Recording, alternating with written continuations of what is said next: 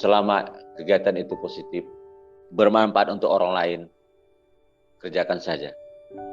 Apalagi kita kerjakan itu lebih fokus.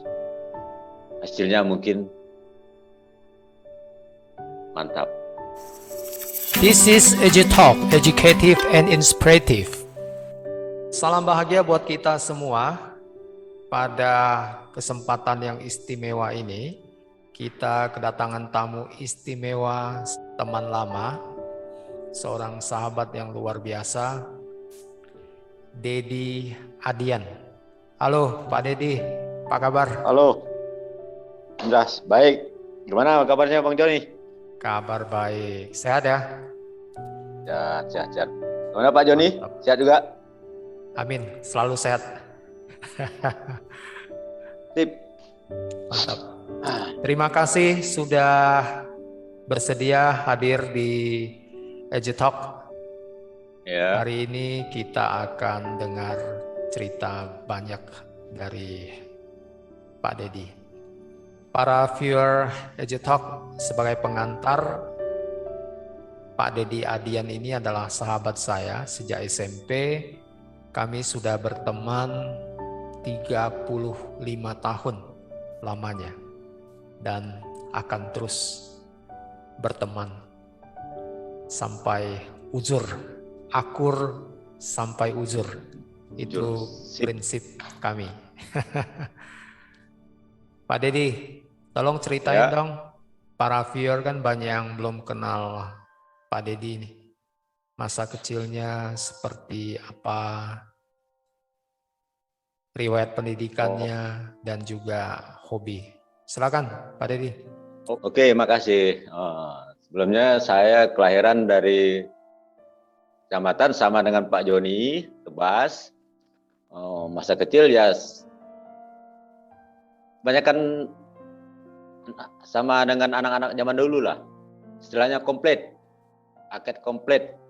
Ada main kelereng, layangan, mandi di sungai.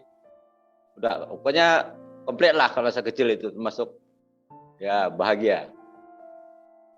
Pendidikan ya di Kecamatan Tebas juga, SD-nya pun kebetulan dekat rumah, SD 4, terus SMP-nya SMP Negeri 1, sekitar 100 meter dari rumah. Kemudian SMA-nya pun di Tebas juga, SMA 1 Negeri Tebas. Hobi sekarang saya ya masih olahraga lah Pak Joni. Saya dengar masih rajin main badminton ya? Iya, itu pun apa istilahnya ya udah tua baru mau lah istilahnya kan. Iya. Karena apa? Saya kan orangnya kan suka berteman. Ya. Jadi ya selama itu positif ya saya jalanin aja. Jadi sekarang saya ke badminton. Ya lebih nyaman. Main pun enggak full lah. Sekedar cari keringat ya sambil cari teman baru ya itu aja. Mantap. Pak Dedi S1 di FISIP ya?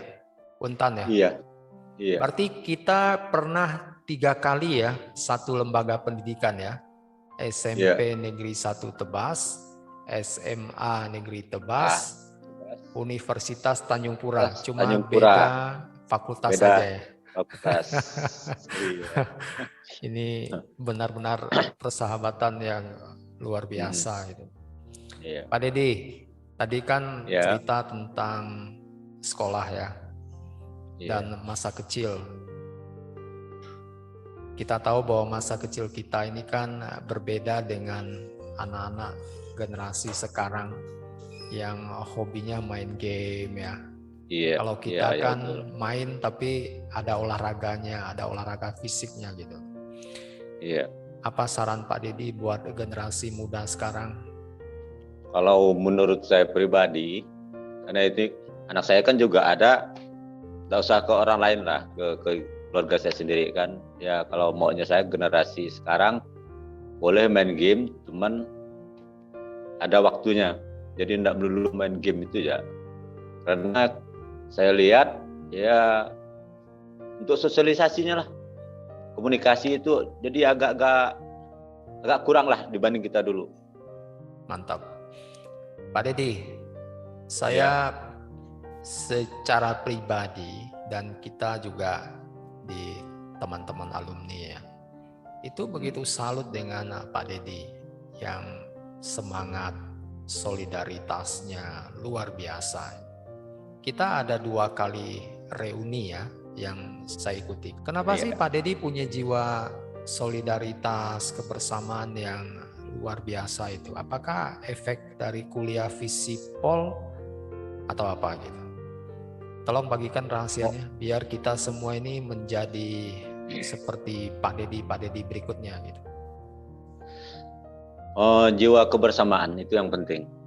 Terus silaturahmi. Jadi yang bikin saya jadi semangat untuk waktu kita ngadakan acara reuni itu ya yang saya itu. Padahal Pak Dedi kan sangat sibuk ya, tetap sibuk sebenarnya, tapi saya tetap sempatkan menjadi mungkin udah bakat kali angkatan ya.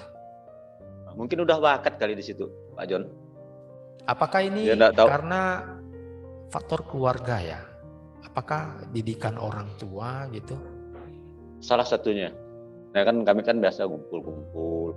Jim Peterson itu mengatakan begini, ada 4 hal dalam hidup ini yang tidak boleh pecah karena dia terbuat dari gelas gitu. Persahabatan, keluarga, kesehatan, integritas. Dan yang terbuat dari bola karet itu adalah pekerjaan. Itu fleksibel lah, sesuai dengan perkembangan zaman, sesuai dengan hobi kita. Ya saya dengan Pak Dedi kan berteman baik gitu. Tapi sah-sah saja kita punya pekerjaan berbeda gitu. Tapi 4 hal yang tadi harus sama itu. Baru kita berada di frekuensi yang sama dan bisa menjadi sahabat sejati gitu, sahabat karib. Pak Dedi, saya mau tahu nih, kenapa dulu waktu sekolah Pak Dedi selalu penampilannya parlente gitu ya? Itu minyak rambutnya berapa itu biayanya itu 1 bulan itu? Pasti mahal itu. Saya kalau lihat murid saya di sekolah itu yang gayanya wah gitu ya, ganteng gitu ya, rambutnya mengkilat, rapi gitu. Pokoknya kita lihat dia suka lah di kelas itu gitu ya, ganteng gitu ya. Itu kenapa itu? Siapa idolanya waktu sekolah dulu ya? Kita berusaha untuk diri kita sendiri lah, istilahnya yang terbaik gitu. Santai, ini terbaik. Semampu kita lah, Pak John. Siap. Waktu itu kan. Jadi minyak rambut pun lavender waktu itu. Sama Santa Barbara kan. Saya waktu itu tidak pakai karena tahulah ya kondisi keuangan keluarga. Iya. Makan saja bersyukur gitu. Mana ada mikir yang gitu-gitu. Siapa tokoh idolanya waktu sekolah itu? Kakek saya yang jadi idola. Dia orangnya itu walaupun dia udah berumur, tapi dia selalu masih pakai minyak rambut, minyak wangi, pakai kemeja, itulah. Jadi salah satu jadi contoh yang baik lah untuk kita gitu kan. Kadang kan orang melihat kita pertama kan dari tampilan kita dulu ya. Kalau kita tampilannya acak-acakan kan artinya orang yang kita hadapi kesannya tidak kita hormati gitu. Iya. Pak Dedi, saya mau tahu juga nih.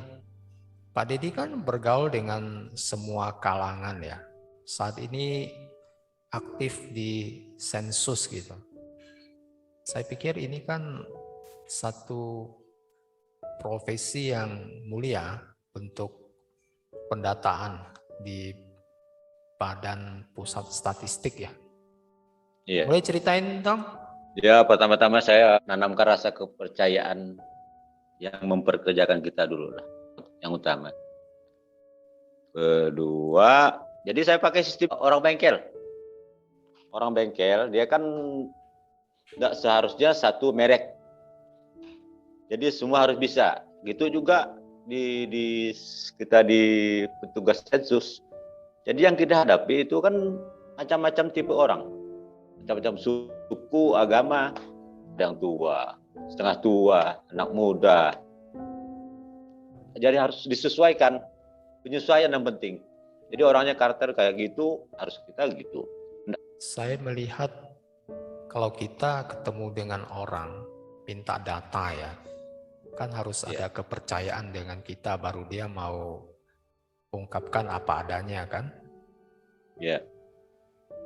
Bagaimana sih triknya, tipsnya Pak Dedi supaya orang mau memberikan data ketika sensus itu?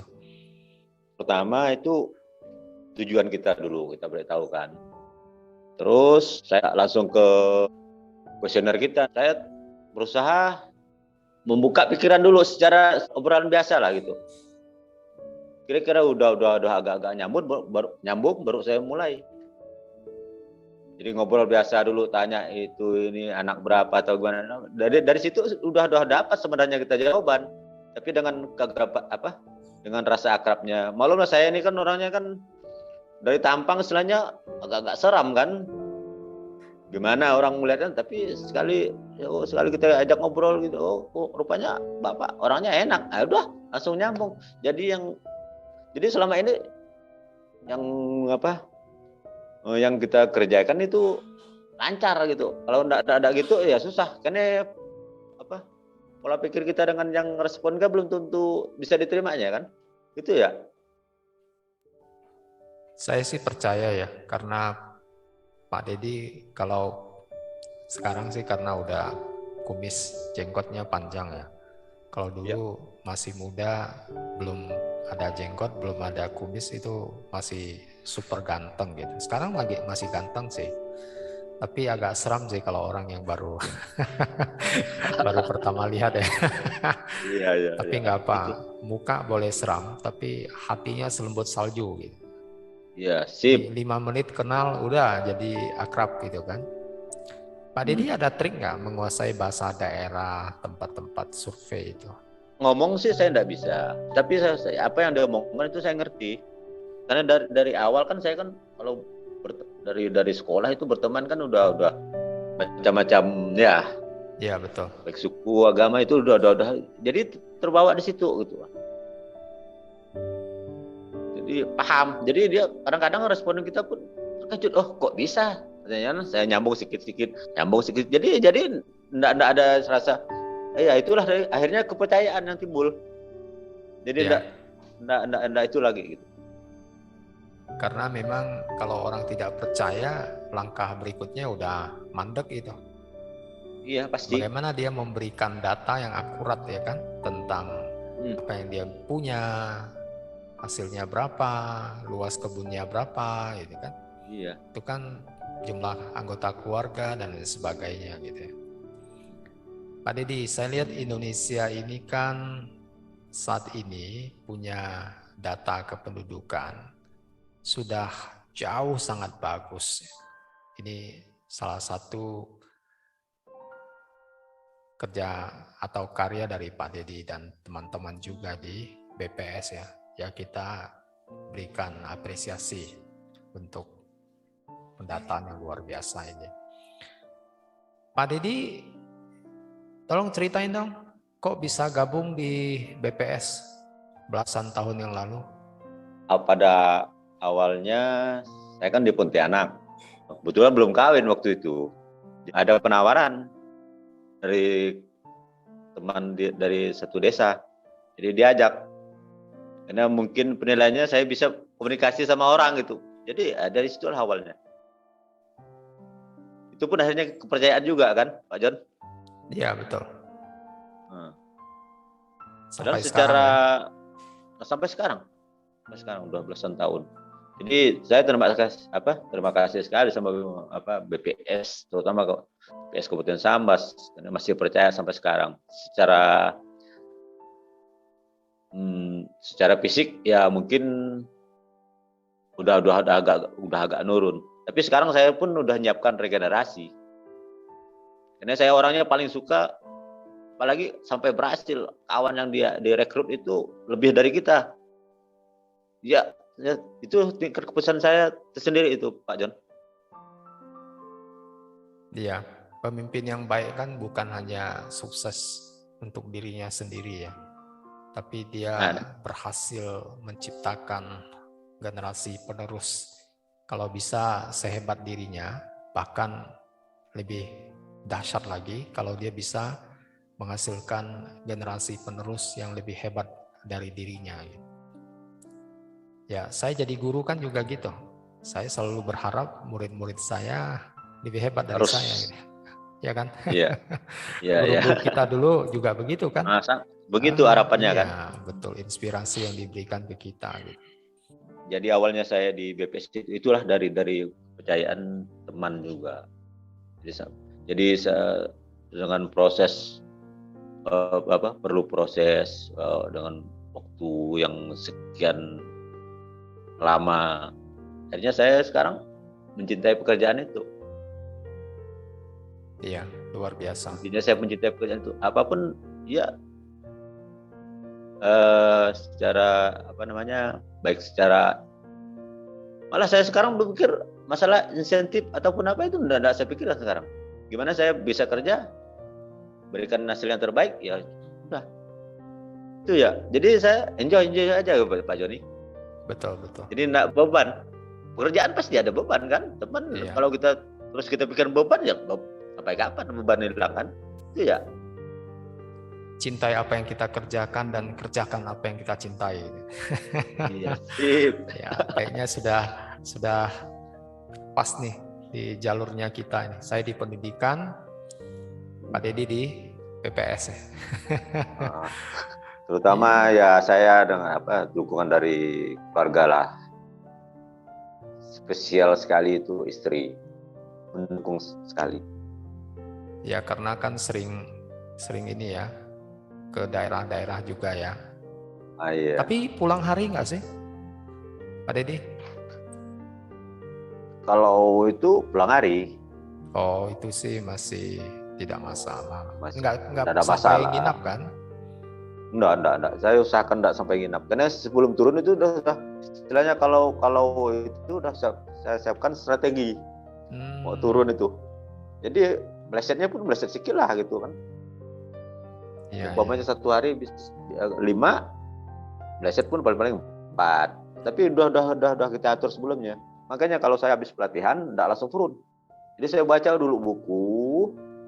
Jadi 30% udah dapat baru saya jalan. Jadi enggak langsung turun. Kalau kita langsung turun kadang-kadang kita masih bingung.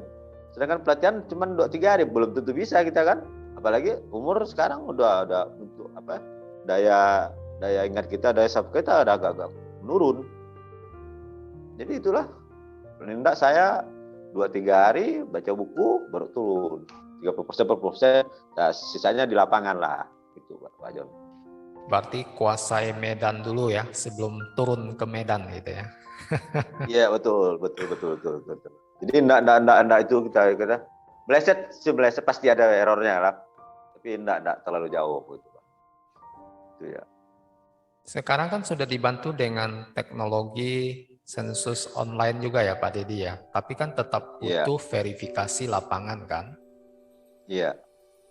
Pak Dedi, saya lihat satu data tunggal kependudukan Indonesia ini kan menjadi tujuan kita bersama ya, yang mana BPS menjadi ujung tombak negara kita. Apa kaitan data tunggal kependudukan ini untuk kemajuan Indonesia di 2045 ini, 100 tahun Republik kita merdeka? Gimana pandangan Pak Dedi? Yang jelas secara umum kita kan tidak tahu kemajuan teknologi apa itu kan kita tidak tahu. Tapi saya tetap optimis, harapan saya bisa bersaing untuk membangun Indonesia yang lebih baik gitu. Baik dari segi teknologi, pendidikan atau apalah gitu. Secara umum. Dulu waktu saya memakai banyak data dari BPS. Selama saya masih di industri ya, saya lihat data-data BPS ini sangat mendukung dalam pengambilan keputusan perusahaan. Ya. Bagaimana BPS dalam menyajikan data itu bisa dalam waktu singkat itu Pak Dedi? Biasa berapa lama dari data yang diperoleh di lapangan lalu disajikan gitu?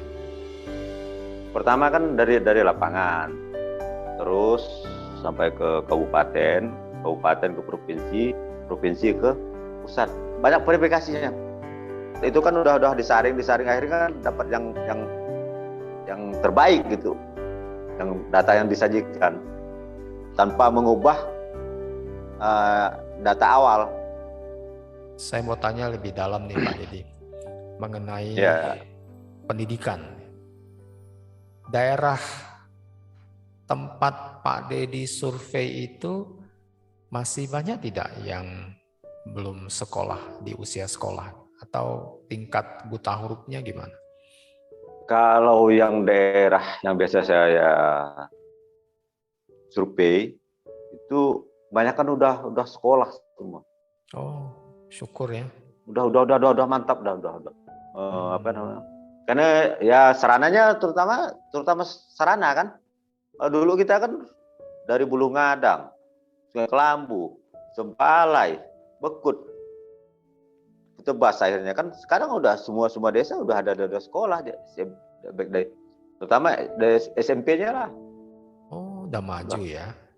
Udah maju. Jadi untuk anak yang buta huruf itu kecil. Saya kan lama sekali nih nggak ke daerah itu. Seperti dulu saya jalan kaki naik sepeda keliling gitu ya. Nanti kalau pulang sana pas ada waktu ikut Pak Dedi lah survei ke lapangan gitu. Siap. Biar saya mengenang kembali perjalanan masa kecil dulu. Mungkin saya akan melihat daerah asal saya dulu dengan wow gitu loh. Udah jauh berubah gitu ya. Malah sekarang jalannya pun udah lumayan selama ada itu kan. Oh. Jadi jarak itu enggak terlalu jauh jadinya. Banyak jalan pintas sekarang. Mantap. Kalau kita mau ke Kedondong, ke Sibab itu dalam jangka waktu 1,5 jam udah nyampe. Padahal daerah perbatasan dengan Kabupaten Bengkayang padahal. Dekat sekarang Pak John. Luar biasa ya. Udah itulah. Bisa lihat mobil nggak? Bisa. Dengan sarana itu kan jadi memperlancar transportasi lah. Iya. Kalau dulu kan kita kalau enggak bermalam istilahnya kalau dari macam kawan teman kita itu Maria Sindeng. Iya. Kan pasti nginap. Sekarang udah bisa PP. Mantap. Kalau pergi ke rumah istilahnya udah jauh sekarang Pak John. Luar biasa ya pembangunan bangsa kita. Ya. Pak Dedi, ini kan masih pandemi ya. Bagaimana Pak Dedi punya tips dan trik nih supaya tetap jalankan tugas dan sehat walafiat ya? Kalau saya pertama kan kalau dari BPS itu kan setiap petugas itu harus menggunakan prokes. Sebelum pelatihan aja udah di swab dulu. Kalau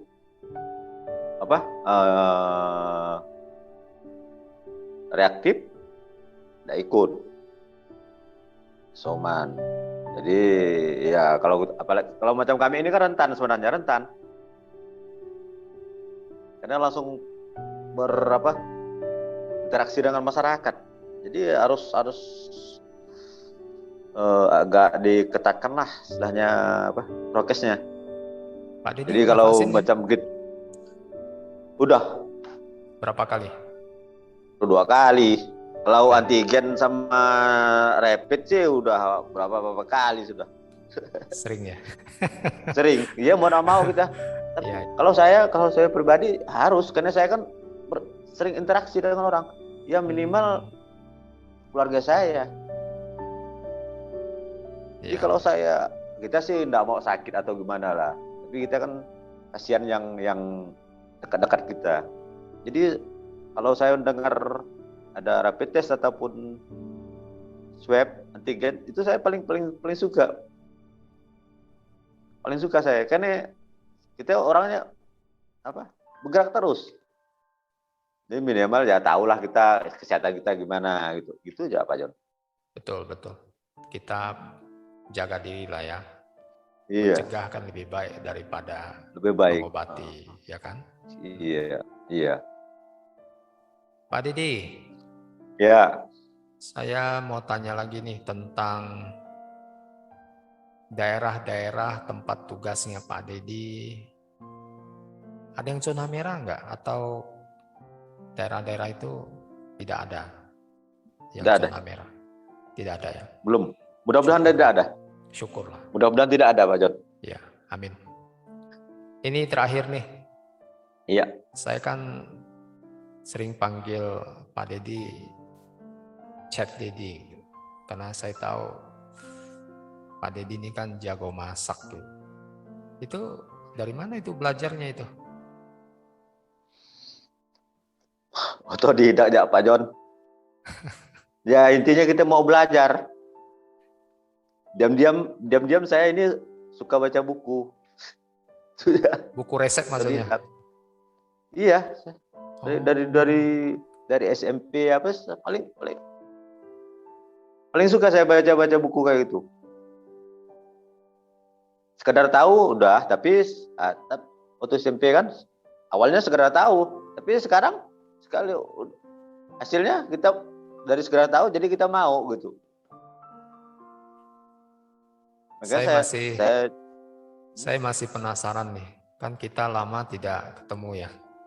Nanti ketemu mau minta masakan nih. Makan bareng gitu. Siap.